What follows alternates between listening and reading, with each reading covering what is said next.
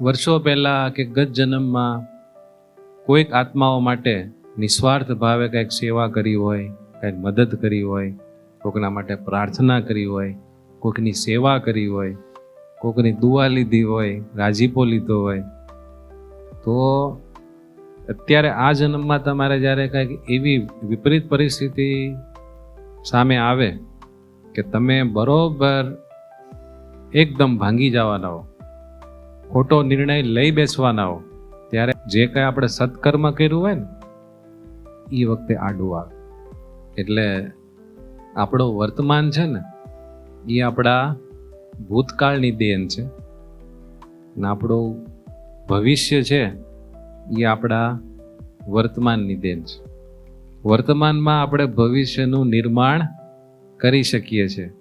હવે જે થઈ ગયું છે એમાં તો આપણે ફેરફાર ન કરી શકીએ.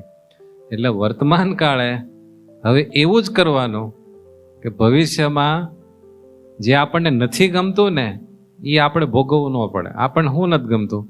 દુઃખ.